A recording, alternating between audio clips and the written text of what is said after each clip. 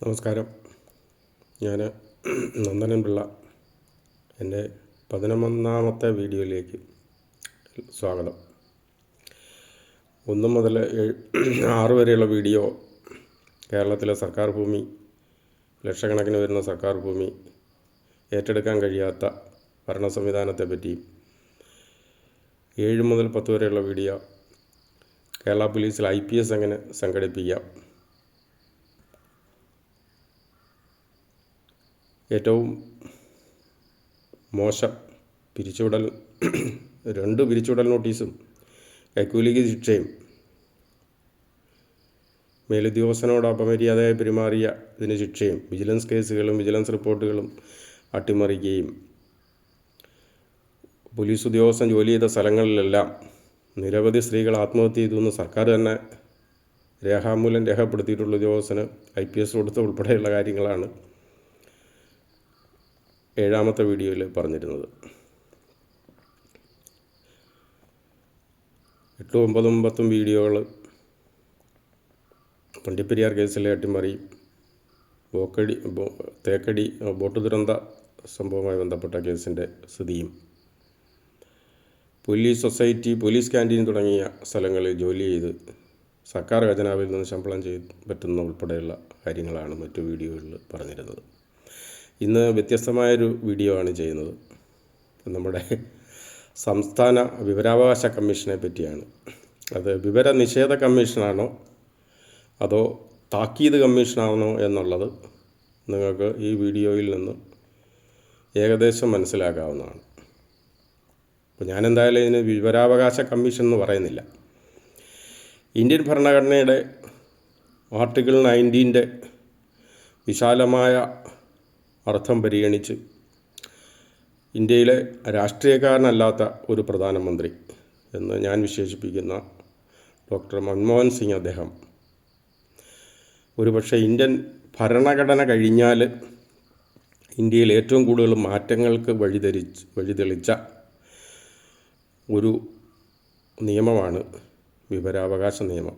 2005 22ാമത്തെ നിയമമായിട്ടാണ് നടപ്പിലാക്കപ്പെട്ടിട്ടുള്ളത്. അപ്പോൾ സംസ്ഥാനത്ത് പാലാട്ട് മോഹൻദാസ് തുടങ്ങി ഉള്ള കമ്മീഷണർമാരുടെയൊക്കെ കാലഘട്ടത്തിൽ അതിന് നല്ല ഒരു നിലവാരം പുലർത്തിയിരുന്ന കമ്മീഷന് ഇപ്പോൾ ഏത് സ്ഥിതിയിലെത്തിയിരിക്കുന്നു എന്നുള്ളതാണ് ഞാൻ ഈ വീഡിയോയിലൂടെ പ്രതിപാദിക്കുന്നത്. ഇപ്പോൾ ആർട്ടിക്കിൾ 19 ഉൾപ്പെടെയുള്ള ഇന്ത്യൻ ഭരണഘടനയിലെ ആർട്ടിക്കിളുകൾ ഫണ്ടമെൻ്റൽ റൈറ്റാണ്, മൗലികാവകാശമാണ്. അത് ലംഘിക്കപ്പെട്ടാൽ ഏതൊരു പൗരനും 226 ആർട്ടിക്കിൾ പ്രകാരം ഹൈക്കോടതിയിലും 32 ആർട്ടിക്കിൾ പ്രകാരം സുപ്രീം കോടതിയിലും നേരിട്ട് പോകാനുള്ള അവകാശം ഉണ്ട്. എന്തായാലും ഈ നിലവിലെ കമ്മീഷനെ നമുക്കൊരു വെള്ളാനയെന്ന് വേണമെങ്കിൽ വിളിക്കാം. ഇത് നവോത്ഥാന കാലത്തെ കമ്മീഷനാണ്. അപ്പോൾ അതുകൊണ്ട് അവർക്ക് വിവരാവകാശ നിയമം നടപ്പിലാക്കുന്ന ചുമതലപ്പെട്ടവർക്ക് അതിൽ വേണ്ടത്ര ശുഷ്കാന്തിയില്ല എന്ന കുറഞ്ഞ വാക്കിൽ ഞാൻ അവരെ പെടുത്തുകയാണ്. പക്ഷേ കുറഞ്ഞ വാക്കിലല്ല പെടുത്തേണ്ടതെങ്കിൽ പോലും അവരുടെ ആ സ്ഥാനത്തിൻ്റെ വലിപ്പത്തെ നമ്മൾ പരിഗണിക്കേണ്ടതായിട്ടുണ്ട്. അപ്പം ഞാൻ ഇതിൽ 2-3 കാര്യങ്ങൾ പറയുന്നത്, ഒന്ന്, ആദ്യ വിവരം എന്ന് പറയുന്നത് ഞാൻ കൊടുത്ത പരാതി കാണാനില്ല എന്നുള്ളതാണ്. ആദ്യമായിട്ട് അതാണ്. അപ്പോൾ ആദ്യം അതിനെപ്പറ്റി പറയാം. അപ്പോൾ ഞാനൊരു വിവരാവകാശ അപേക്ഷ 2ാം അപ്പീലായിട്ട് വിവരാവകാശ കമ്മീഷനിൽ കൊടുത്തു. അത് 13/1/17 കൊടുത്തത്. അത് 643/SIC 2017 അവർ എനിക്ക് നമ്പർ ഇട്ടിട്ട് 23/1/2017, അതായത് വളരെ പെട്ടെന്ന് തന്നെ, വലിയ താമസമൊന്നും ആയിട്ടില്ല, 10 ദിവസം കൊണ്ട് അവരെനിക്കൊരു മറുപടി തന്നു. ഇതിൽ നിങ്ങൾ 1ാം അപ്പീൽ അപേക്ഷ വച്ചിട്ടില്ല, ആയതിനാലിട്ട് അത് ചേർത്ത് ലഭ്യമാക്കണമെന്ന് പറഞ്ഞൊരു കത്ത് എനിക്ക് തന്നു. ഞാൻ അത് ചേർത്ത് 10/2/2017 നേരിട്ട് കൊണ്ടുപോയി കമ്മീഷനിൽ കൊടുത്തു. 2017 വർഷങ്ങൾ പലത് കഴിഞ്ഞു.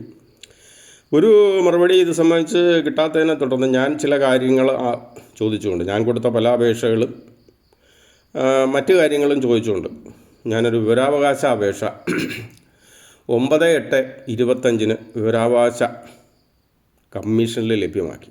അപ്പോൾ അവർ തന്നേക്കുന്ന മറുപടി ഞാനീ പറഞ്ഞ ഈ 2017 കൊടുത്ത പരാതി, അങ്ങനെ ഒരു പരാതി അവിടെ ലഭിച്ചതായിട്ട് അവർ രേഖകൾ പരിശോധിച്ചതിൽ കാണുന്നില്ല എന്നാണ് പറഞ്ഞിരിക്കുന്നത്. അപ്പോൾ ചുരുക്കി പറഞ്ഞാൽ നമ്മുടെ മുഖ്യമന്ത്രി പറയുന്നത് പോലെ ഒരു പരാതി ഒരു ജീവിതമാണെന്ന് അവർക്കാർക്കും തോന്നിയിട്ടില്ല. അത് അതീവ ഗൗരവതരമായ വിഷയമാണ്. നമ്മളൊരു പരാതി ഒരു ഭരണഘടനാ സ്ഥാപനത്തിൽ കൊടുത്താൽ അത് അവിടെ നിന്ന് കാണാനില്ല, അപ്രത്യക്ഷമാവുന്നുണ്ടെങ്കിൽ അത് അതീവ ഗുരുതരമായ വിഷയമാണ്. അതാണ് ആദ്യമായിട്ട് എനിക്ക് പറയാനുള്ളത്.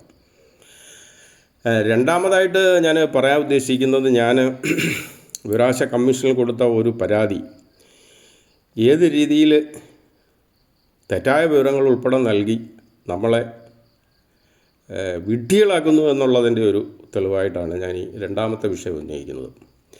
അത് 236 ബ്രാക്കറ്റിനകത്ത് 4/2020 എന്ന് പറയുന്ന കേസാണ്. 2020 കേസാണ്.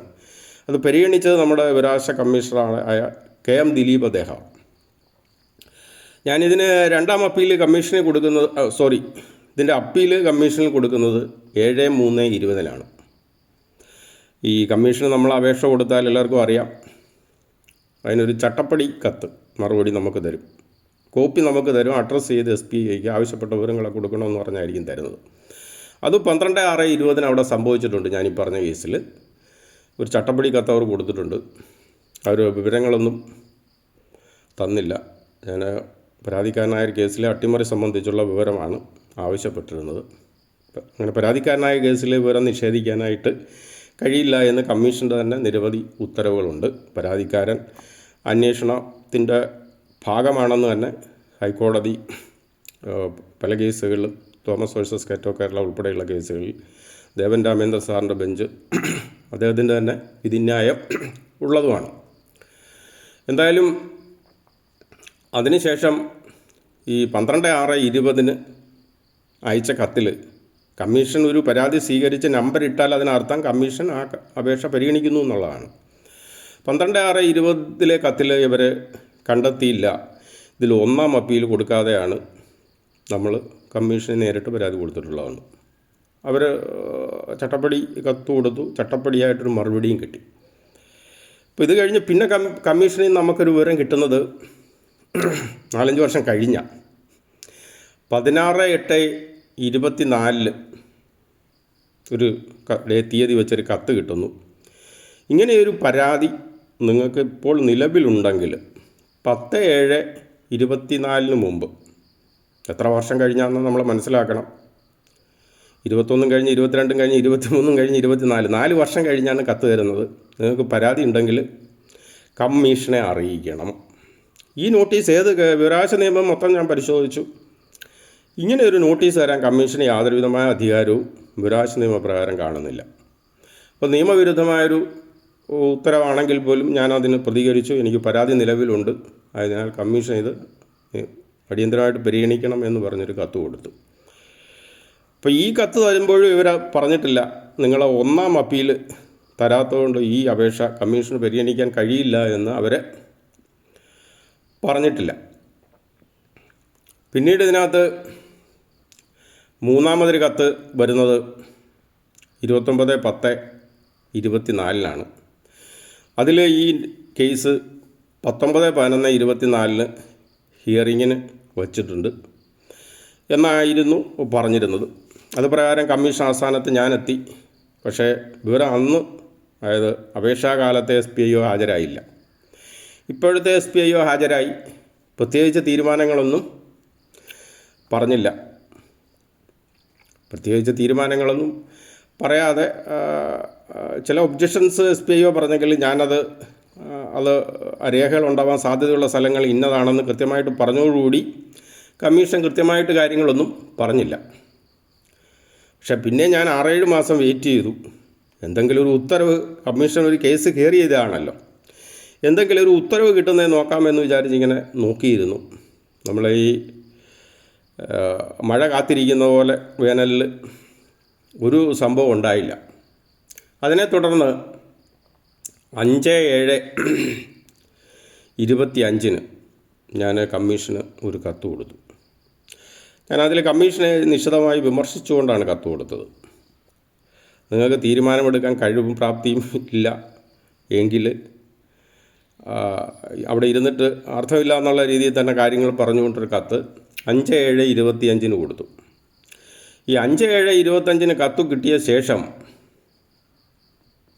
ഇവർ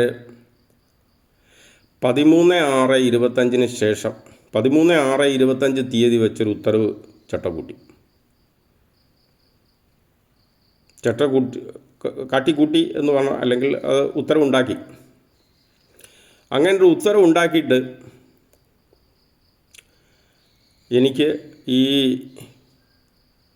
മുൻ തീയതി ഇത് അയച്ചു തന്നു എന്ന് രേഖപ്പെടുത്തി ഒരു കത്ത് എനിക്ക് 28/6/25 തീയതി ലഭ്യമാക്കി എന്ന് കാണിച്ച് ഒരു കത്ത് നൽകിയിട്ടുള്ളതാണ്. അപ്പോൾ ഏതായാലും ഈ പുതിയതായിട്ട് വന്ന കത്ത് പ്രകാരം, അല്ലെങ്കിൽ ഈ ഉത്തരവിൻ്റെ കവറിംഗ് ലെറ്റർ പ്രകാരം ഈ കമ്മീഷൻ നടക്കുന്ന തരികിടകളാണ് പുറത്തു വരുന്നത്. അപ്പോൾ ആ ഉത്തരവ് വായിച്ചതിൽ കമ്മീഷനിൽ നേരിട്ട് ഹാജരാവാതിരുന്ന ആ കാലഘട്ടത്തിലെ, അതായത് 2020 കാലഘട്ടത്തിലെ SPIO 11/6/25 ഹാജരായി എന്നാണ് പറയുന്നത്. 11/6/25 ഏതെങ്കിലും രീതിയിൽ കമ്മീഷനൊരു ഹിയറിംഗ് നടത്തിയായിട്ട് എന്നെ അറിയിച്ചിട്ടില്ല. ഇപ്പോൾ 11/6/25 ഹിയറിംഗ് നടത്തിയായിട്ട് എന്നെ അറിയിച്ചിട്ടില്ല. ഇനി ഈ പറയുന്ന ആ കാലഘട്ടത്തിലെ SPIO അന്ന് ഹിയർ ചെയ്തൊന്നും എനിക്കറിയില്ല. എന്തായാലും ഉത്തരവിൽ അങ്ങനെ രേഖപ്പെടുത്തിയിട്ടുണ്ടായിട്ട് മനസ്സിലാക്കാവുന്നതാണ്. ഈ കവറിംഗ് ലെറ്റർ വായിച്ചതിൽ കമ്മീഷനിലെ മുഴുവൻ ഉഡായിപ്പും നമുക്ക് മനസ്സിലാക്കാൻ പറ്റും. ഞാൻ ഈ കമ്മീഷനിൽ യഥാർത്ഥത്തിൽ അപ്പീൽ കൊടുക്കുന്നത് 7/3/20 ആ 7/3/20 തീയതിയെ ഈ പറയുന്ന കവറിംഗ് ലെറ്ററിൽ തീയതി തന്നെ മാറ്റി 12/2/20 ഇനി ഇതിൻ്റെ ഉത്തരവ് ഇറക്കിയിരിക്കുന്നത് 13/6/25 ഞാൻ നേരത്തെ പറഞ്ഞു. പക്ഷേ ആ തീയതി അവർ മാറ്റി 12/3/25 ആണ് ഉത്തരവെന്ന് കവറിംഗ് ലെറ്ററിൽ രേഖപ്പെടുത്തി. അങ്ങനെ 28/6/25 തീയതി വെച്ച് എനിക്ക് ഈ പറയുന്ന 11/6/25 13/6/25 ഉത്തരവ് ലഭ്യമാക്കിയിട്ടുള്ളതാണ്. ഈ ഉത്തരവിൽ വളരെ രസകരമായ കാര്യം, കമ്മീഷൻ 5 വർഷം കഴിഞ്ഞ് 5 വർഷം കൈവശം വെച്ചിരുന്ന ഒരു ഫയല് 1-ാം അപ്പീൽ തന്നിട്ട് കമ്മീഷനെ തങ്ങൾക്ക് വീണ്ടും സമീപിക്കാമെന്ന്. 1-ാം അപ്പീൽ ആദ്യം കൊടുത്തിരുന്നില്ല. കമ്മീഷൻ ഇത്രയും കത്തടപാട് നടത്തിയിട്ടും കമ്മീഷൻ ബോധ്യപ്പെട്ടില്ല. ആ കമ്മീഷൻ 1-ാം അപ്പീൽ കൊടുത്തതിന് ശേഷം കമ്മീഷനെ സമീപിക്കാമെന്ന് പറഞ്ഞ് ഒരു കത്ത് തരികയും, തുടർന്ന് ഞാൻ 1-ാം അപ്പീലും 2-ാം അപ്പീലും ഒക്കെ വീണ്ടും കൊടുത്ത് കമ്മീഷനിൽ വളരെ പെട്ടെന്ന് തന്നെ കൊടുത്തിട്ടുള്ളതാണ്. നമുക്കിനി 5 വർഷം കഴിഞ്ഞ് ഇനി പരാതി ഉണ്ടോ എന്ന് വീണ്ടും ചോദിക്കും എന്ന് നമുക്ക് പ്രതീക്ഷിക്കാം. അതാണ് നമ്മുടെ കമ്മീഷനിലെ ഇപ്പോഴത്തെ സ്ഥിതി. ഇനി ഈ അന്നത്തെ SPIO പറ്റി 1-2 വാക്കുകളൊന്ന് പറയാം. ഞാൻ ഇൻ്റലിജൻസ് DYSP ആയിരിക്കെ ഈ SPIOയുടെ പേര് പറയാതെ പോകുന്നത് ശരിയല്ല. അയാൾ നാട്ടുപേരൂടെ ചേർത്ത് അറിയപ്പെടുന്ന ആളാണ്. വെമ്പായം അനിൽകുമാർ എന്നാണ്. അപ്പോൾ ഈ പ്രഗത്ഭൻ ചെയ്ത 1-2 കാര്യങ്ങൾ പറയാം. സർക്കാരിൻ്റെ വാഹനം എവിടെയോ പൊതു റോഡിൽ കൊണ്ടിട്ട് മോഷണത്തിന് സൗകര്യം ചെയ്തു കൊടുത്തു. ഇന്നലെ വരെ ആ വാഹനം കേരള പോലീസ് കണ്ടെടുത്തിട്ടില്ലാത്തതാണ്. നമ്പർ 1 പോലീസാണ്. എന്തായാലും ശരി, മോഷണ ശ്രമം അല്ല, ഇത് മോഷണമാണ് നടന്നിരിക്കുന്നത്. പോലീസ് വാഹനമാണ് മോഷണം പോയിരിക്കുന്നത്. പോലീസ് വാഹനം തിരിച്ചു പിടിക്കാൻ പോലീസിനും കഴിഞ്ഞിട്ടില്ലാത്തതാണ്. അപ്പോൾ അങ്ങനെ സർക്കാരിന്, പ്രബുദ്ധ സർക്കാരിന്, അല്ലെങ്കിൽ നമ്പർ 1 സർക്കാരിന് ഒരു പൊന്തൂവൽ നൽകിയിട്ടുള്ള ആളാണ് ഞാൻ. ഇൻ്റലിജൻസ് DYSP ആയിരിക്കെ ഒരു അന്തർദേശീയ ഗഞ്ചാവ് സ്മഗ്ലറെ സംബന്ധിച്ചുള്ള കേസിൻ്റെ ഡീറ്റെയിൽസ് ആവശ്യപ്പെട്ടു. ഇയാൾക്കൊരു കത്ത് കൊടുത്തു. ഇളം തിരുവനന്തപുരം റൂറൽ ജില്ലയിലെ ഡിറ്റാച്ച്മെൻറ്റ് DYSP ആണ്. ഈ അന്തർദേശീയ സ്മഗ്ലർക്ക് 12 കേസുണ്ടെന്ന് എനിക്കറിയാം. ഇയാൾ വിദേശത്ത് ഓസ്ട്രേലിയയിൽ ഉൾപ്പെടെ ജയിലിൽ കിടന്നിട്ടുള്ള ആളാണ്. ഈയിടെ 10 കേസ് പുള്ളിക്കാരനങ്ങ് കുറച്ച് 2 കേസ് രേഖപ്പെടുത്തി. ഇയാൾക്ക് 2 കേസേ ഉള്ളതെന്ന് മറുപടി വന്ന പ്രഗത്ഭനാണ്. പിന്നെ ഇതെല്ലാം പോലീസിലെത്തും നടക്കും. പിന്നെ ഇയാളുടെ മറ്റൊരു പ്രാഗൽഭ്യം, നെയ്യാറ്റിൻകര പോലീസ് സ്റ്റേഷനോട് ചേർന്നുള്ള സ്ഥലങ്ങളെല്ലാം പുറമ്പോക്ക് ഭൂമിയാണെന്ന് ഇയാൾ കണ്ടെത്തി. ഇയാൾക്ക് പുറമ്പോക്ക് എന്താണെന്നറിയില്ല, തരിശ് എന്താണെന്നറിയില്ല, സർക്കാർ ഭൂമി എന്താണെന്നറിയില്ല, സ്വകാര്യ ഭൂമി എന്താണെന്നറിയില്ല. ഇത് പോലീസിലെ പലർക്കും ഉള്ളതാണ്. ഞാൻ നേരത്തെ തന്നെ ഒരു വീഡിയോയിൽ പറഞ്ഞു, മുല്ലപ്പെരിയാർ ഡാം പൊട്ടുമെന്ന് എഴുതി കൊടുത്താലും അത് അപ്പടി സർക്കാരിനെ അറിയിക്കുന്ന ഇൻ്റലിജൻസ് സംവിധാനമാണ് കേരളത്തിൽ ഉണ്ടായിരുന്നത് അല്ലെങ്കിൽ ഉള്ളത്.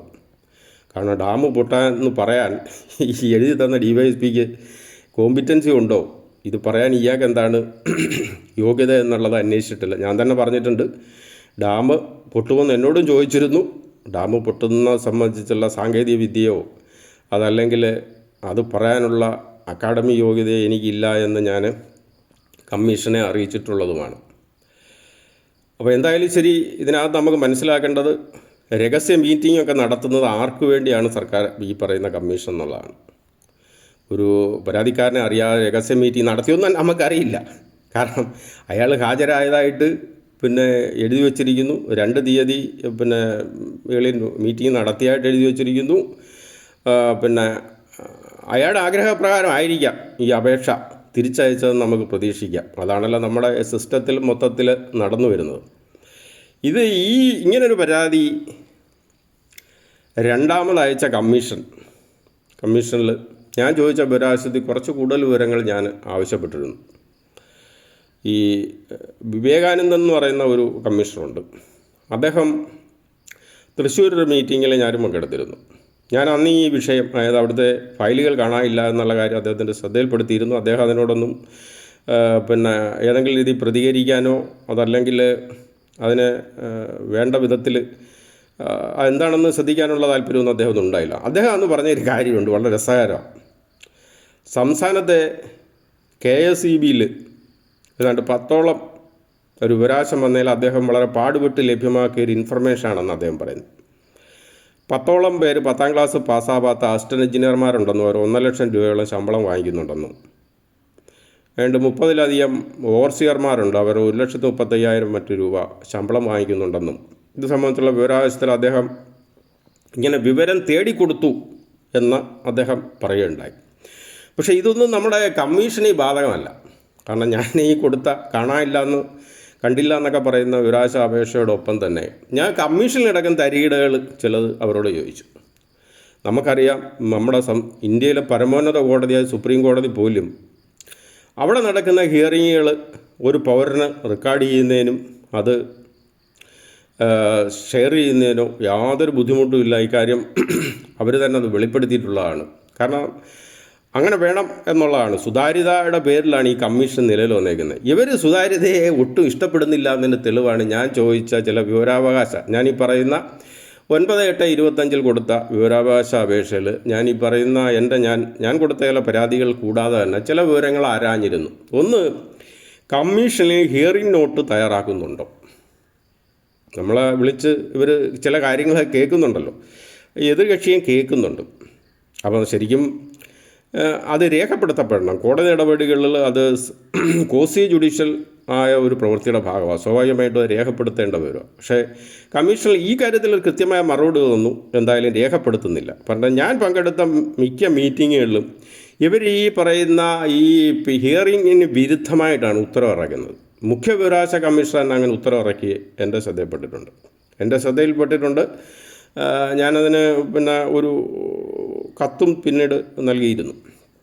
എന്തായാലും പിന്നീട് ഞാൻ ചോദിച്ച മറ്റൊരു ചോദ്യം, എന്തായാലും ഇതിനൊരു മറുപടി തന്നു, ഹിയറിംഗ് നോട്ട് തയ്യാറാക്കുന്നില്ല. മറ്റ് ചോദ്യങ്ങളെന്ന് പറഞ്ഞാൽ, ഒന്ന്, കമ്മീഷൻ നടപടികൾ വീഡിയോഗ്രാഫി ചെയ്യാൻ പറ്റുമെന്നുള്ളതാണ്. മറ്റൊന്ന്, SPIOയും അസിസ്റ്റൻറ്റ് SPIOയും അപ്പീൽ അതോറിറ്റിയും മാത്രമേ വിവരാവകാശ നിയമത്തിൽ വരുന്നുള്ളൂ. ചില വകുപ്പുകളുമായി ബന്ധപ്പെട്ട വിവരാവകാശ അപേക്ഷ വരുമ്പം ഒരു കൂട്ടം ആളുകൾ ഈ പറയുന്ന ഈ കമ്മീഷൻ്റെ ചേംബറിൽ എത്തപ്പെടുന്നു. ഒരു കൂട്ടം ആളുകൾ, ഇവർ ഈ നിയമത്തിൻ്റെ പരിധിയിൽ വരുന്ന ആളുകളല്ല. അങ്ങനെ അനുവദിക്കാൻ പറ്റുമോ എന്ന് ചോദിച്ചു. പിന്നെ ഹിയറിങ്ങിന് വിരുദ്ധമായി എന്തുകൊണ്ടാണ് ഉത്തരവുകൾ ഉണ്ടാകുന്ന സാഹചര്യം എന്ന് ചോദിച്ചു. പിന്നെ ഈ റവന്യൂ വകുപ്പിൽ മാത്രം ഒരു വലിയ തരികിട നടക്കുന്നുണ്ട്.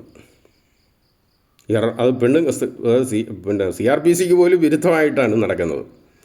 ഈ ഒന്നാം അപ്പീൽ ഫയൽ ചെയ്ത ഉടനെ തന്നെ ഒന്നാം അപ്പീൽ അതോറിറ്റിക്ക് പരാതിക്കാരനെ കാണും. അയാൾ പിന്നെ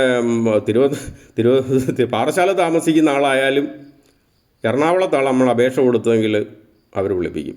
എൻ്റെ വൈഫ് തന്നെ ഒരു വിവരാവകാശ അപേക്ഷ കണയന്നൂർ താലൂക്കിൽ കൊടുത്തു. അവർ അപ്പോഴേ നോട്ടീസ് ഇങ്ങോട്ട് തന്നു, ഇത്രാം തീയതി ഇത്ര മണിക്ക് കണയന്നൂർ താലൂക്കിൽ ഹാജരാവണം. ഏത് നിയമപ്രകാരമാണെന്നറിയില്ല. വിവരാവകാശ നിയമത്തിൽ ഞാൻ വായിച്ചു നോക്കിയിട്ട് ഇങ്ങനൊരു പ്രൊവിഷൻ എങ്ങുമില്ല. ഇവരതുപോലെ തന്നെ ശിക്ഷിക്കപ്പെടേണ്ട കേസുകൾ അവർക്ക് താല്പര്യമുള്ളത് മാത്രം ശിക്ഷിച്ചിട്ട് ബാക്കിയുള്ളത് ഇവർ താക്കീത് ചെയ്യുന്നുണ്ട്. ആ വിവരം ഞാൻ ഈ വിവരാവകാശ അപേക്ഷ ചോദിച്ചു, ഏത് നിയമപ്രകാരമാണ് ഇത്, ആർട്ടിക്കിൾ 14 ലംഘനമല്ലേ?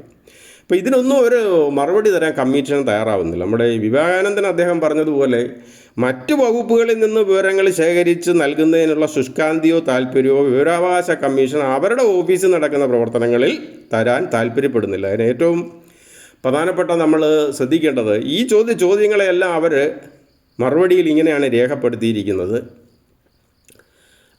ഇതൊന്നും വിവരാവകാശ നിയമത്തിൻ്റെ ഈ പരിധിയിൽ പെടുന്ന വിഷയങ്ങളല്ല. ഇതെല്ലാം വ്യാഖ്യാനങ്ങളും സംശയ ദൂരീകരണവുമാണ്. ഇപ്പോൾ KSEBയിലെ ശമ്പളം 10ാം ക്ലാസ് പാസ്സാവാത്തവരുടെ ശമ്പളം ചോദിച്ചാൽ അത് സംശയ ദൂരീകരണമല്ല. പക്ഷേ വിവരാവകാശ കമ്മീഷനിലെ വിവരങ്ങൾ ചോദിച്ചാൽ അത് എന്താണ്, വ്യാഖ്യാനങ്ങളും ആശയ അല്ലെങ്കിൽ സംശയ ദൂരീകരണങ്ങളുമായിട്ട് മാറും. അല്ല, കമ്മീഷനിലെ ഉത്തരവുകളെ പറ്റി ഞാൻ ചോദിച്ചു, ഏതെങ്കിലും സൈറ്റിൽ ലഭ്യമാണോ, നിങ്ങൾ ഏതൊക്കെ വിവരങ്ങളാണ്? അപ്പോൾ നാട്ടിലെ എല്ലാ വകുപ്പിലെയും വിവരങ്ങൾ പ്രസിദ്ധീകരിക്കണമെന്ന് വിവരാവകാശ കമ്മീഷൻ നിയമത്തിൽ പറയുന്നുണ്ട്. അത് പ്രകാരം പല വകുപ്പുകളും ഏകദേശം വിവരങ്ങളൊക്കെ പൂർണ്ണമായിട്ടും ചെയ്തെന്ന് ഞാൻ അവകാശപ്പെടുന്നില്ലെങ്കിൽ ഇതിനുണ്ട്. പക്ഷേ വിവരാവകാശ കമ്മീഷനിലെ ഈ പറയുന്ന ഉത്തരവുകളോ എത്ര കേസുകൾ പെൻഡിങ് ഉണ്ടെന്നോ ആർക്കെങ്ങനെ നോട്ടീസ് അയച്ചു, നമ്മളിപ്പോൾ ഈ കോർട്ടിലോ മറ്റു പോയ കോടതികളുടെ വിവരങ്ങളെല്ലാം നമുക്ക് കിട്ടും. പക്ഷേ വിവരാവകാശ കമ്മീഷനിൽ അവരുടെ മുൻ ഉത്തരവുകളോ ഒന്നും തന്നെ അവർ ഏതെങ്കിലും സൈറ്റിൽ പ്രസിദ്ധീകരിക്കുകയോ നമ്മുടെ ഒരു ആപ്ലിക്കേഷൻ്റെ സ്റ്റാറ്റസ് അറിയാനോ ഒന്നും തന്നെ നിർവാഹമില്ല. ഈ ചോദ്യത്തിൽ ഞാൻ ഈ വിഷയവും ഉന്നയിച്ചിരുന്നു എന്നുള്ളതാണ്. പക്ഷേ ഈ വിഷയങ്ങളെല്ലാം ചോദ്യമായിട്ടും വ്യാഖ്യാനങ്ങളായിട്ടും മാറ്റി നമ്മുടെ കമ്മീഷന് മറുപടി നൽകിയിട്ടുള്ളതാണ്. ഇനി കമ്മീഷൻ നടക്കുന്ന ചില സംഭവങ്ങൾ ഞാൻ പറയാം. മറ്റൊരു പരാതിയിൽ ഇവർ കാണിച്ച സ്പീഡാണ് ഞാനീ പറയാൻ ഉദ്ദേശിക്കുന്നത്. ഞാനീ പറയുന്ന 5 വർഷം കഴിഞ്ഞൊരു പരാതി ഒന്നാം അപ്പീൽ ഫയൽ ചെയ്യാനായിട്ട് അയച്ച കമ്മീഷൻ ചില താല്പര്യമുള്ള പരാതികൾ ഈ 5 വർഷം അവിടെ വെച്ചിട്ടും അവർക്ക് മനസ്സിലായില്ല ഇതിൽ ഒന്നാം അപ്പീൽ ഫയൽ ചെയ്തിട്ടില്ല എന്നുള്ള വിവരം. അതാണ് നമ്മളിവിടെ ശ്രദ്ധിക്കേണ്ട ഒരു കാര്യം, അതാണ്. എന്നാൽ ഒരു കമ്മീഷനിൽ ഞാൻ എൻ്റെ 7ാമത്തെ വീഡിയോയിൽ പറഞ്ഞ പ്രഗത്ഭനായൊരു പോലീസ് ഓഫീസർ IPS തട്ടിക്കൂട്ടി ഞാൻ ആദ്യം സൂചിപ്പിച്ച ആ ഉദ്യോഗസ്ഥനെ ഈ KTDC വീണ്ടും പുനർനിയമനം നൽകിയിരുന്നു. അദ്ദേഹം 3 ജില്ലകളിലെ ജില്ലാ പോലീസ് മേധാവിയായിരുന്നു. ആ വീഡിയോയിൽ ഞാനത് കാര്യങ്ങളെല്ലാം പറഞ്ഞിട്ടുണ്ട്. എങ്ങനെ നമുക്കൊരു IPS ഒപ്പിക്കാം, എത്ര സ്ത്രീ പീഡന കേസുകൾ, എത്ര സ്ത്രീ സംബന്ധമായ കേസുകൾ, എത്ര ആത്മഹത്യകളും ഈ ഉദ്യോഗസ്ഥൻ കാരണം ഉണ്ടാവണം ഒരാൾക്ക് പിന്നെ IPS കിട്ടാൻ കേരള പോലീസിൽ. അപ്പോൾ ഈ ഉദ്യോഗസ്ഥന് ഏതൊക്കെ ജില്ലകളിലും അതിൻ്റെ വിശദാംശങ്ങൾ ഞാൻ ഇത് തന്നു. അപ്പോൾ ഈ ഉദ്യോഗസ്ഥൻ KTDC നിയമിച്ച ശേഷം ഇയാൾ അവിടെ പോയി പെണ്ണ് പിടിക്കാൻ പോയി. അപ്പോൾ ഞാൻ ഇതറിഞ്ഞിട്ട് ഇയാളെ സസ്പെൻഡ് ചെയ്യുമെന്ന് ചെയ്തു. ഒരു വിവരാവകാശാപേക്ഷയുടെ 2ാം അപ്പീൽ കമ്മീഷനിൽ 21/3 കൊടുത്തു. സ്പീഡാണ്. അശോകൻ്റെ കാര്യം വന്നു കഴിഞ്ഞാൽ സർക്കാർ സംവിധാനത്തിൽ സ്പീഡാണ്, IPS കൊടുക്കാൻ സ്പീഡാണ്, ഈ വിവരാവകാശ കമ്മീഷനിലും സ്പീഡായിപ്പോയി എന്നുള്ള. ഇങ്ങനെ ഇത്രയും സ്പീഡിലൊരു കമ്മീഷൻ ഒരു പരാതി പരിഗണിച്ചതിൽ ഞാൻ കമ്മീഷനെ അഭിനന്ദിക്കുന്നു. കാരണം എനിക്ക് നൽകിയ വിവരാവകാശ അപേക്ഷയിലെ മറുപടി പ്രകാരം അവിടെ 2020 മുമ്പ് ലഭിച്ച AP 64 കേസുകളും CP 3 കേസുകളും ഉണ്ട്. അപ്പോൾ ഇത്രയും AP കേസുകളും ഇത്രയും CP കേസുകളും പെൻഡിങ് ആയിട്ടുള്ളത് ഇപ്പം നമ്മൾ നോക്കണം എത്ര വർഷം മുമ്പാണെന്നുള്ളത്, 5-6 വർഷം മുമ്പാണ്. ആ കേസുകളൊന്നും പരിഗണിക്കാൻ അവർക്ക് സമയമില്ല, ഇതിന് പ്രയോറിറ്റി ഇല്ല, ഒന്നുമില്ല. അവർക്ക് സൗകര്യമുള്ള കേസുകൾ താല്പര്യങ്ങൾ വെച്ച് അവർ പരിഗണിക്കും. അതിന് ഏറ്റവും ദൃഷ്ടാന്തമായൊരു കേസാണ് ഞാനീ പറയുന്നത്. ഈ പറയുന്ന അശോകൻ എന്ന് പറയുന്ന അശോകൻ എന്ന് പറയുന്ന 3 ജില്ലകളിൽ SP ആയിരുന്ന കേരള പോലീസിലെ ഒരു സ്ത്രീ പിടുത്തക്കാരനെന്നും പ്രഖ്യാപിക്കാവുന്ന ഒരാൾ തന്നെയാണ്. അപ്പം അയാൾ ഈ KTDCയിൽ ഒരു പുനർനിയമനം എന്നല്ലേ, കാരണം ഈ യോഗ്യതകളുള്ള വേറെ ആരും അവിടെ ഇല്ലായിരുന്നു. ഇത്രയും പ്രഗത്ഭരായ ഇൻ്റർവ്യൂ ബോർഡ് വന്നു, ഇദ്ദേഹത്തിന് തന്നെ അവിടെ നിയമനം കൊടുത്തു. അപ്പോൾ ഇദ്ദേഹത്തിന് കൊടുത്ത നിയമനത്തിന് ബന്ധപ്പെട്ട് ഞാൻ അറിഞ്ഞ് ഈ സസ്പെൻഷൻ ഓർഡറൊക്കെ എൻ്റെ കയ്യിൽ കിട്ടിയതിൻ്റെ അടിസ്ഥാനത്തിൽ ഞാനൊരു ഒരാഴ്ച കൊടുത്ത ഒരു മറുപടി തരാൻ പറ്റില്ല എന്ന് പറഞ്ഞു. ഒന്നാം അപ്പീൽ കൊടുത്താലും മറുപടി കിട്ടിയില്ല. 21/3 ഞാൻ കമ്മീഷനെ സമീപിച്ചു. 24/3 3 ദിവസം കൊണ്ട് കമ്മീഷൻ ഇതിനകത്ത് നടപടി എടുത്തു എന്നുള്ളതാണ്. 24/3 ചട്ടപ്പടി കത്ത് പോകുന്നു. പിന്നീട് സംഭവിക്കുന്നത് എന്താണെന്ന് വെച്ച് കഴിഞ്ഞാൽ 4/4 പിന്നെ കമ്മീഷനിൽ KTDC എന്ന് റിപ്പോർട്ട് ഹാജരാക്കുന്നു. എത്ര സ്പീഡാണ് കാര്യങ്ങളെന്ന് നോക്കണം. 3/7/25 കമ്മീഷൻ ഹിയർ ചെയ്യുന്നു. 15/7/25 കമ്മീഷൻ ഉത്തരവാകുന്നു. 4 മാസത്തിനകം കമ്മീഷൻ നടപടികൾ ഇത് ചെയ്യുകയാണ്. അപ്പോൾ ചോദിക്കാനും പറയാനും ആളുള്ള ആളുകൾ ആണ് അശോകന്മാരെന്നുള്ളതാണ് കമ്മീഷൻ്റെ മുന്നിലും. ഇത് പരിഗണിച്ചത് നമ്മുടെ മുഖ്യ വിവരാവകാശ കമ്മീഷണർ ആണെന്നുള്ളത് പ്രത്യേകം നമ്മൾ ശ്രദ്ധിക്കണം. 563/1 563 (1) ഈ കേസ് പരിഗണിച്ചത്. നമ്മൾ കമ്മീഷന് പിന്നെ ഇതിൻ്റെ പൊതു താല്പര്യവും അല്ലെങ്കിൽ ഇമാതിരിയുള്ള ഉദ്യോഗസ്ഥന്മാരെ സംസ്ഥാന സർവീസിൽ KTDCയിലായിക്കോട്ടെ പോലീസിലായിക്കോട്ടെ വെച്ച് പൊറുപ്പിക്കൂടാന്നുള്ള നിലപാടൊന്നും കമ്മീഷനില്ല. കൃത്യമായ നിലപാട് സർക്കാരിനുള്ളതുപോലെ കമ്മീഷനും ഈ കാര്യത്തിൽ വ്യക്തമാക്കി. അതിജീവിതയ്ക്ക് ഈ അപേക്ഷയിൽ അവരുടെ അച്ചടക്ക നടപടിയുമായി ബന്ധപ്പെട്ട അല്ലെങ്കിൽ അവരുടെ അതിജീവിത കൊടുത്ത പരാതി ഉൾപ്പെടെയുള്ള വിവരങ്ങൾ അവരുടെ സ്വകാര്യതയിലേക്ക് കടന്നു ചെല്ലും. ആയതിനാൽ വിവരം ലഭ്യമാക്കാൻ കഴിയില്ല എന്ന് പറഞ്ഞ കമ്മീഷനാണ് നമുക്കുള്ളത്. അപ്പോൾ ഈ 2-3 ഞാൻ കൊടുത്ത വിവരാവകാശാപേക്ഷ കാണാനില്ല കമ്മീഷനിൽ. കിട്ടിയ അപേക്ഷ 5 കൊല്ലം കഴിഞ്ഞ് ഹിയർ ചെയ്യുന്നു. 5 കൊല്ലം കഴിഞ്ഞ് ഹിയർ ചെയ്തതിനകത്ത് ഉത്തരവിടാതെ ഒന്നാം അപ്പീൽ ഫയൽ ചെയ്യുന്നു. ആ താല്പര്യമുള്ളവർക്ക് പരാതി അടിയന്തരമായി ഹിയർ ചെയ്ത് അടിയന്തരമായി ഉത്തരവിറക്കി ആളുകളെ അല്ലെങ്കിൽ പൊതുജനതയെ വിഡ്ഢികളാക്കുന്ന ഒരു കമ്മീഷനാണിത്.